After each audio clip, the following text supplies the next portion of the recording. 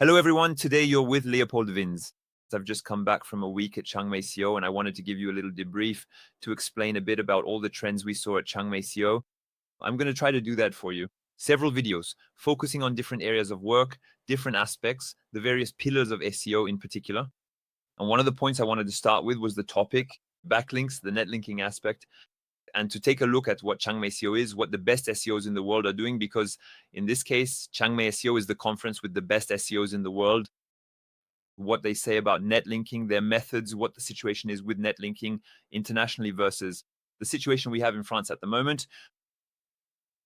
One of the first things to know is that I think the makeup of Chiang Mai SEO is roughly divided into thirds. 30% are people who run SEO agencies generally, or freelance SEOs, who are obviously the best, the most skilled you can find. That's my case. I'm in that category, and I run an agency called Astrak. Don't hesitate if you need SEO. The second category is people coming from the casino world, because right now in SEO, the casino niche is the one that pays the most. So a lot of people come from the world of gambling, casinos, and iGaming.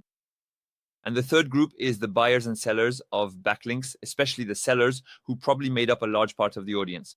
Also, there were quite a few people of Indian, Pakistani, and similar origins who are often major sellers of backlinks.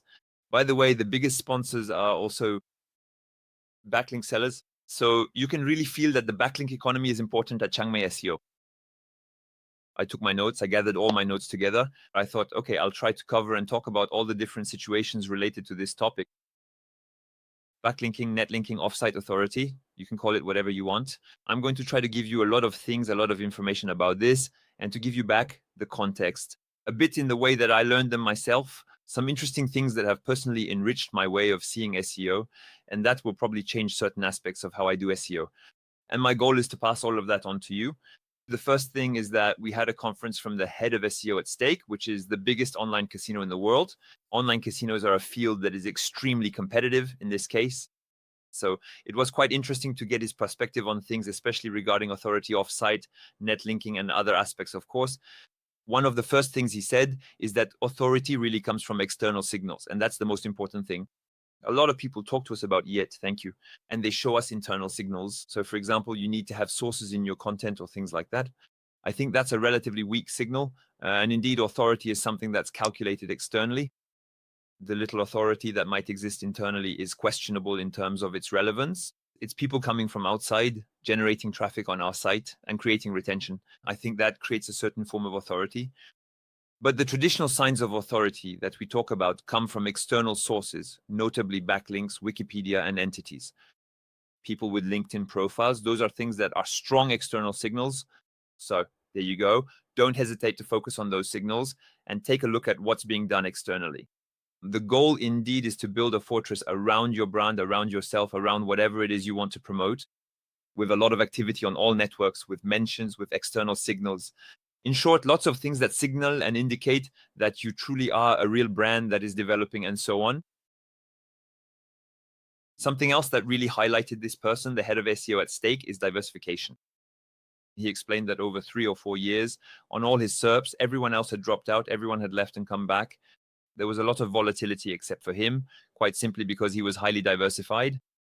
So if you're used to only buying cheap backlinks from Linkavista, for example, I advise against sticking to that strategy.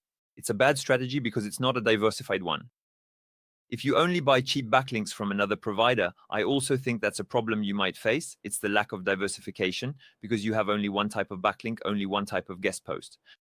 I believe that diversification allows you to maintain and stabilize your rankings over time. Try changing the pages you're targeting. If you only target the homepage, include internal pages and vice versa. In short, adopt a diversification process when it comes to varied anchor texts a lot. And that's really very important. He told us several times the anchor texts optimization is really something that tends to be increasingly devalued and is becoming less and less important. More and more. Also riskier in particular. So diversify the types of backlinks. Go for ninja links, go for guest posts, get guest posts on small sites and on big sites. In short, diversify your backlink profile overall. And if you're not sure whether your backlink profile is diverse enough, don't hesitate to ask me. I'd be happy to help. I love looking at backlink profiles and seeing which things are more or less interesting. Something he said that's really interesting is this part, the link velocity part. Personally, it's something I've been emphasizing for a long time. Buying backlinks, acquiring backlinks, it should be something that happens naturally.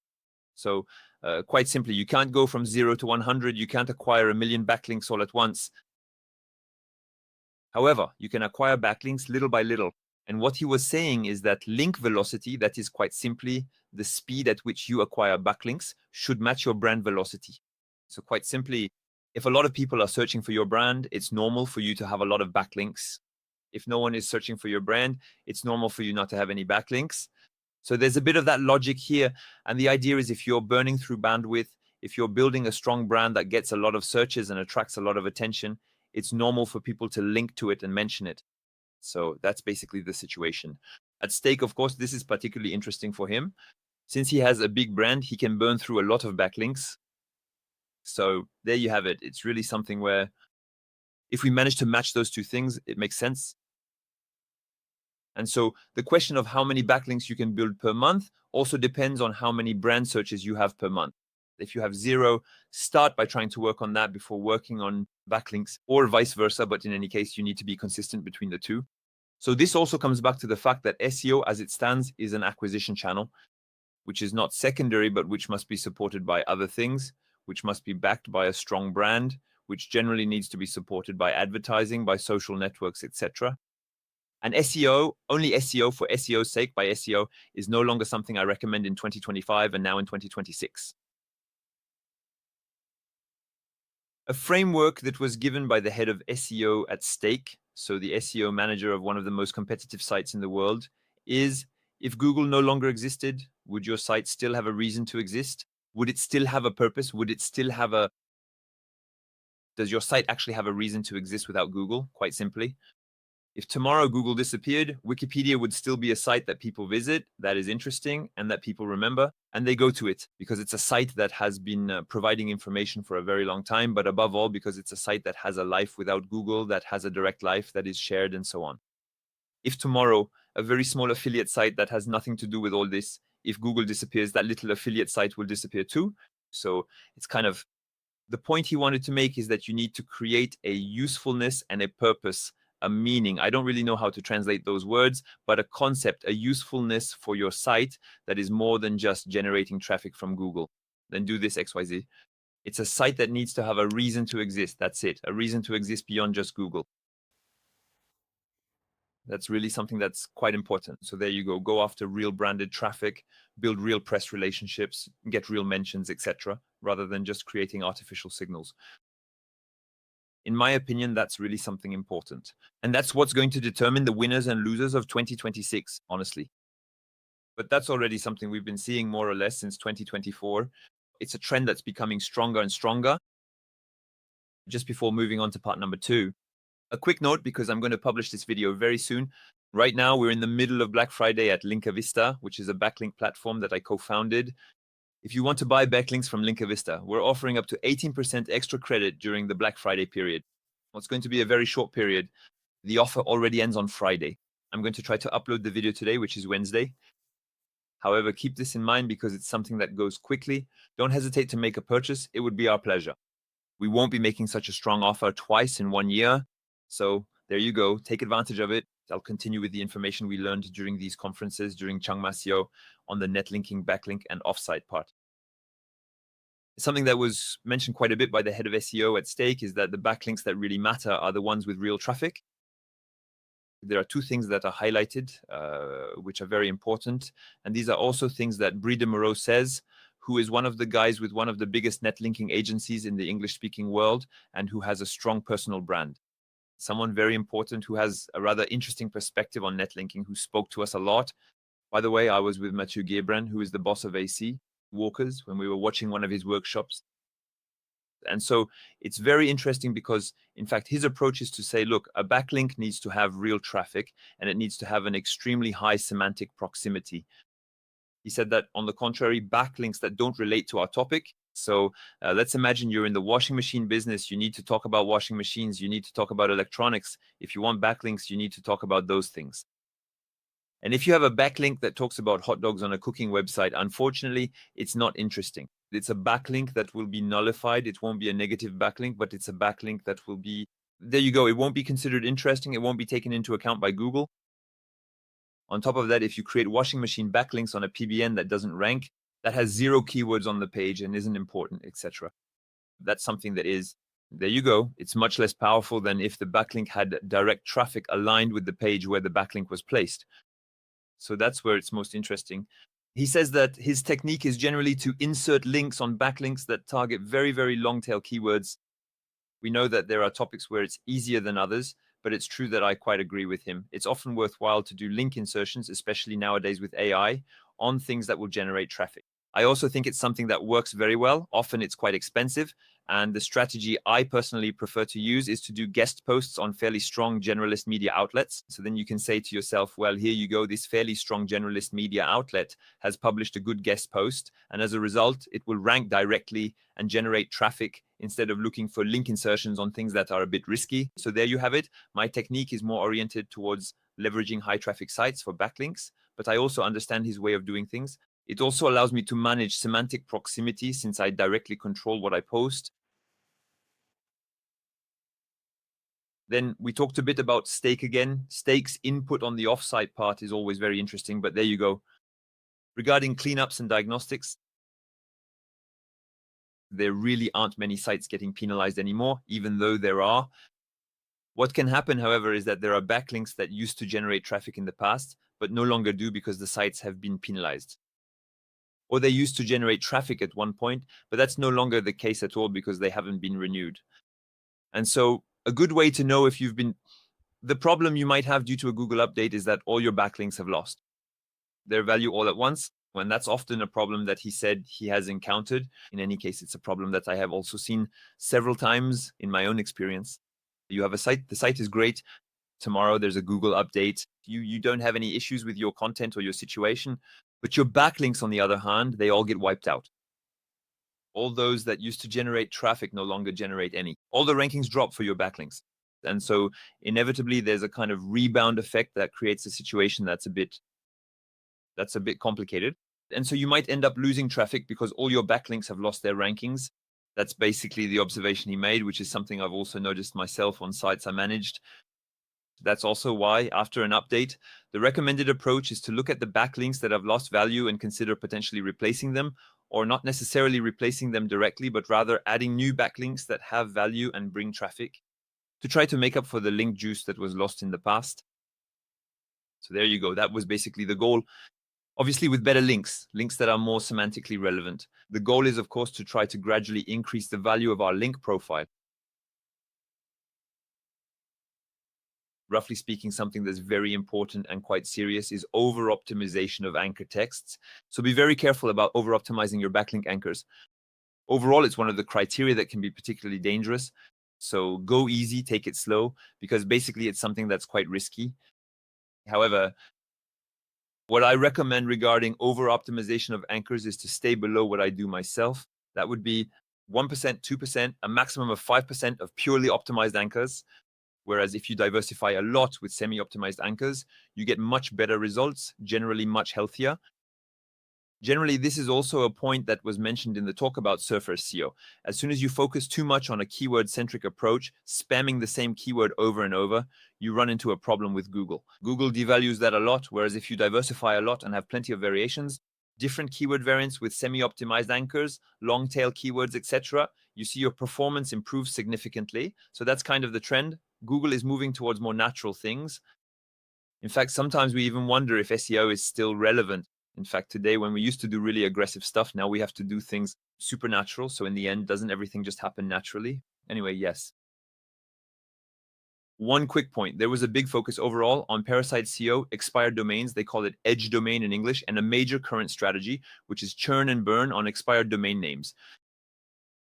So there you have it. It's really something that's currently trending in the off-site world. I'll tell you a bit more about it. Basically, parasite SEO, you know what that is. It means riding on the authority of major media outlets to rank and potentially generate traffic and audience directly on these big media sites with a guest post with a contributed article on these major platforms. These are things that work very well. At Linka Vista, we use Le Petit Journal a lot, which is only 110 euros. With the 18% off for Black Friday, what does that come to? That's a link that's really inexpensive yet extremely powerful and makes you much stronger. I've personally used it myself to rank on Google, which will be picked up by ChatGPT and mentioned as a top agency for AI visibility. So you see, these are things I do myself. These are things that work particularly well. But Google is starting to tighten things up more and more. So actually, it's often manual penalties that they apply to directories for parasite SEO, especially in English-speaking markets. They say it a lot. It's something that right now is becoming more and more difficult. Google is penalizing sites for parasite SEO, as seen with Forbes in particular. It was also the case with Outlook India before that, and so on. So we have a lot of domains getting taken down one after another, getting banned, but well, no problem. The best thing is to play with parasite SEO, as he was saying, as if it were our own site, especially if we buy a subfolder. So if we buy an entire subdirectory and, for example, put something in that directory and have fun with it, and we buy presence on a domain, basically, that's something we can do.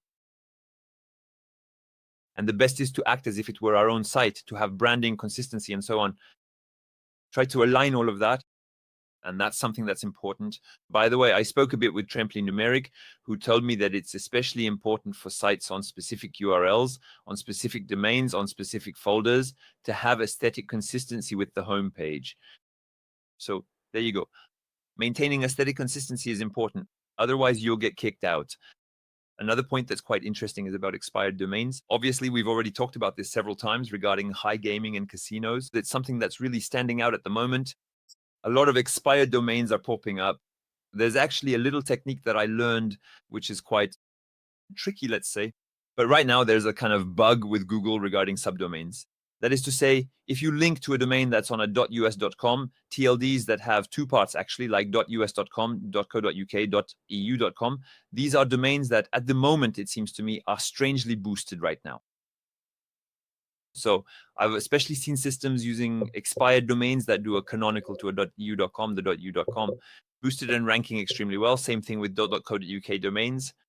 So there are some rather strange little systems in Google's system bugs, both in terms of expired domains, which in my opinion is mainly due to the fact that these used to be domains with very strong user signals, and now they're being transferred to a domain where there are no user signals at all. So it's going to be the case, especially on spam SERPs and quite simply on spam SERPs. But these are very churn and burn strategies. So they're strategies that will get taken down and only last a few weeks, and that's it. So I strongly advise against using these strategies unless you're in a niche like site publishing, black hat, automation, solo, etc. It's a strategy that doesn't work for 80% of people. But for the 20% who are listening and know what we're talking about, it's interesting for you. We talked a little bit about PBNs. Also, during this Chiang Mai SEO, we can feel that the trend is not as strong as it was 5 or 6 years ago anyway. Regarding PBNs, one piece of advice that came up is, well, PBNs, they're interesting if they actually generate traffic. So in fact, a PBN is just a backlink like any other. If it generates traffic, that's great. If it doesn't generate any, it's not very useful. That was kind of the point. The perspective of the head of SEO at stake, once again, so very interesting. On that point, I quite agree, and I think it's very difficult to maintain a PBN. That's why I usually go through backlink buying platforms. It's much faster. There are professionals who maintain them. So generally, there are fewer issues than when you maintain your own PBN. Let's move on to the next part, local backlinks. Now we have local backlinks and local SEO signals. That's interesting because personally, I've never had much experience with local, and I'm gradually discovering it with the agency. We have some great use cases that we're working on. Notably, we have Batman Escape, which we launched into the space. We doubled the traffic for it. You can check it out on RFs. It's quite interesting. We're currently trying to gradually move it closer to the #1 spot for Escape Game Paris. A really great use case. David, whom we work with, left us a very good review. But let me tell you a bit about the next thing we're going to test with them. Specifically, the first thing is on the local side. We had Greg Gibson, who's a guy who's been doing local SEO for 10 years. He does a sort of webinar every week on local SEO. He basically did everything he could for us regarding local SEO. The first thing is, roughly speaking, he said a local backlink is better than a national backlink. So we asked him, but if we can get a backlink with really high authority, wouldn't that be better? And he told us, honestly, it's worth it. In fact, it's almost more worthwhile to have a backlink with strong authority than a local backlink. But the time invested in getting a high authority backlink is not the same as getting a local backlink. And so He said, if you have, for example, a church or a town hall that links only to you, he said that in the US, churches are really a gold mine because a lot of people link to them, but they hardly ever link out to anyone. So it's pretty fun. I don't know if there are church websites in France. I've never really seen any, actually seen any for that matter. It's pretty funny, but I think those would be good spots to get local links. But typically a church, a local one, a town hall in your area, your local partners, etc. All the local sites, it's easier to build connections there because it's your natural local network. So actually go and ask them, can you put a link to my site? I'm a business in your area and so on. It's interesting. And generally easier and less expensive than reaching out directly to big media outlets, big platforms, etc., which will ask for quite a lot of money, especially in the US, by the way. So there you go. One of the key points is Google Business Profile. It's the number one criterion for ranking locally. Stefan Madaleno has told us this many times over the past year and a half, basically, and here it's confirmed once again by the Americans, so it's very, very interesting. When it comes to local SEO, the number one factor for the business profile is the number of reviews, not the absolute number, but just in comparison to your competitors. If you have more reviews than your competitors, quite simply, you will move ahead of them. Take note of that. That's something that's kind of interesting, especially if you've received a bad review. Thank you. Reviews that are very long or that include photos tend to stay up longer at the top of your listing.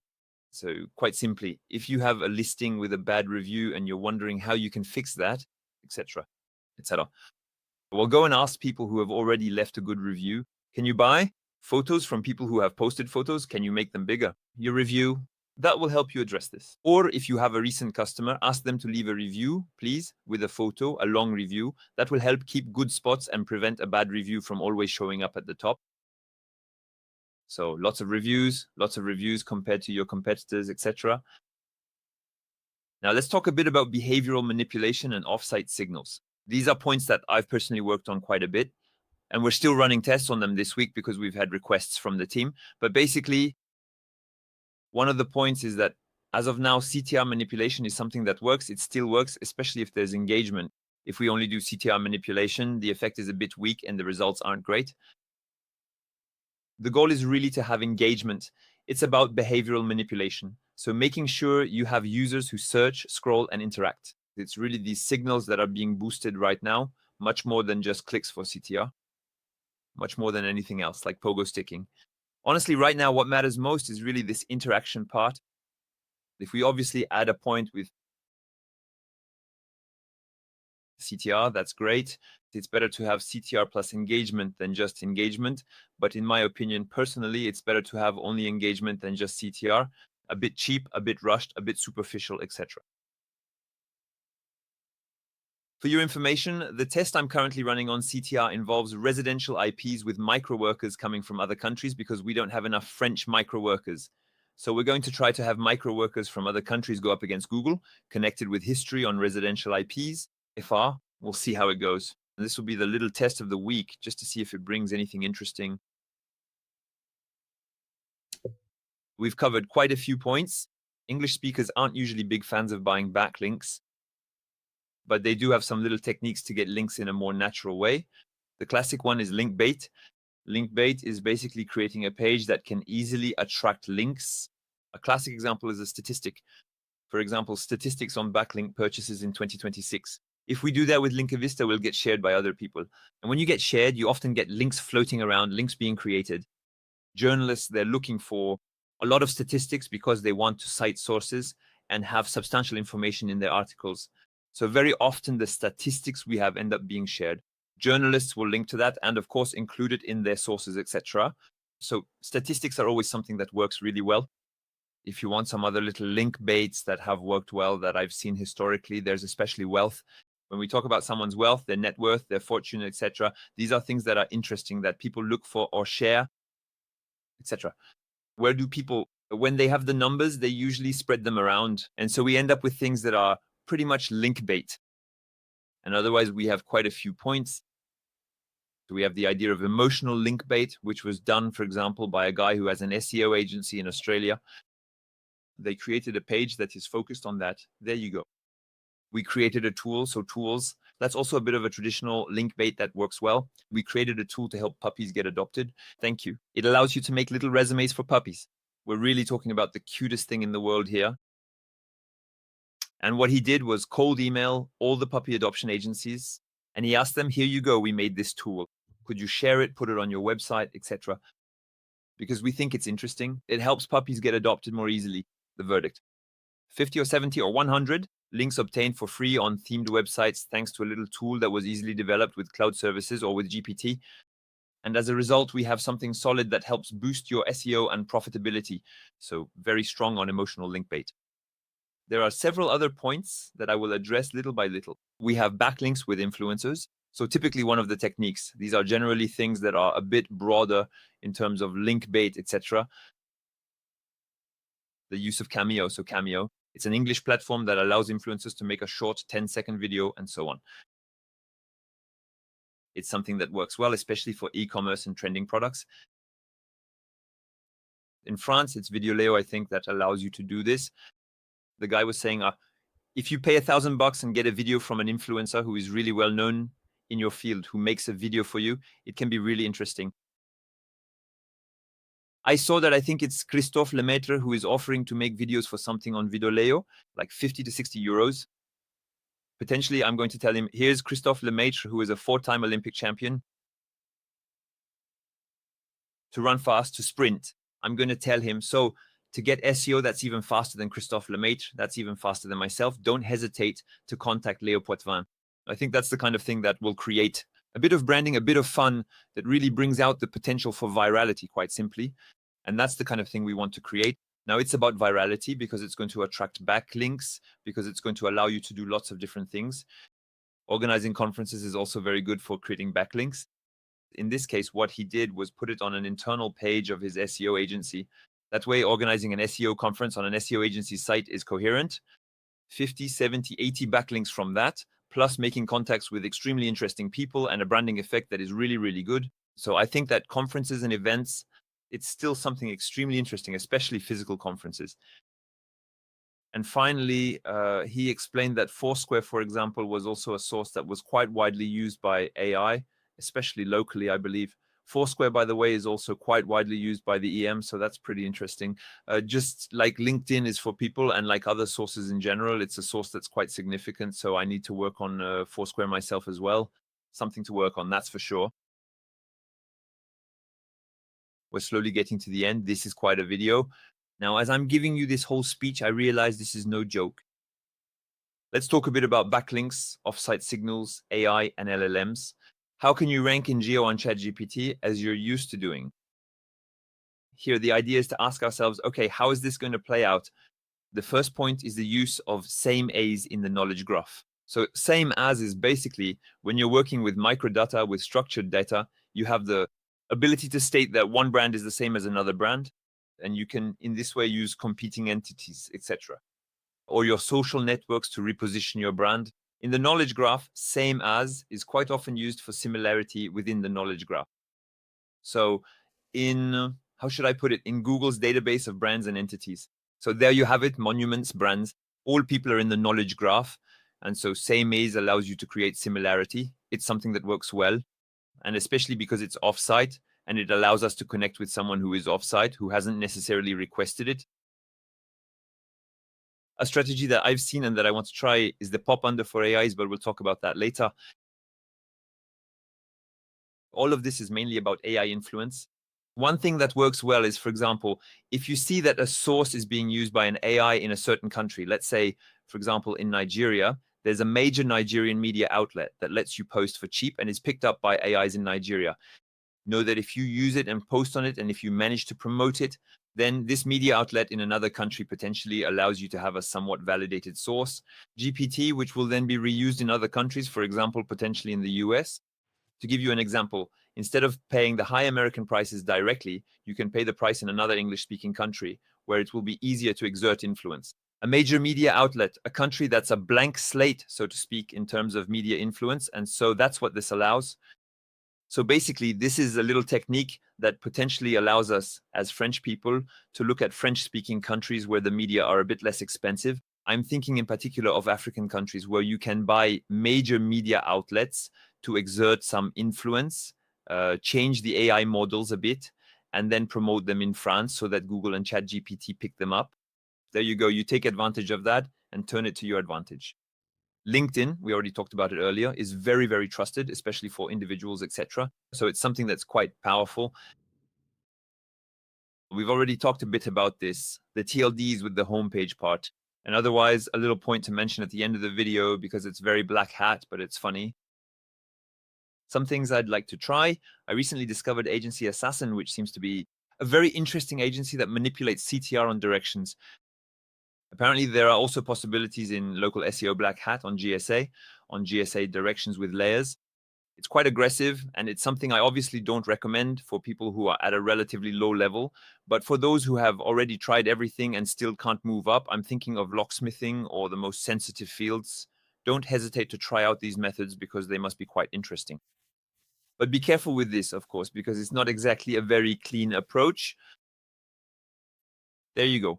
I really didn't think this video would end up being so long. In the end, we have a video that's very comprehensive on all the net linking techniques. With regard to the Chiang Mai SEO that I was able to learn, let me remind you once again, at Linka Vista, we currently have a promotional offer with 18% bonus credit during Black Friday. It's the best net linking platform, first of all, because I love it and we founded it and it's mine and I love using it, but also because we have excellent prices. We're fast. We regularly develop new features. And right now we're offering amazing deals. With that, I wish you all a great day. Enjoy yourselves and don't hesitate if there are any techniques you liked.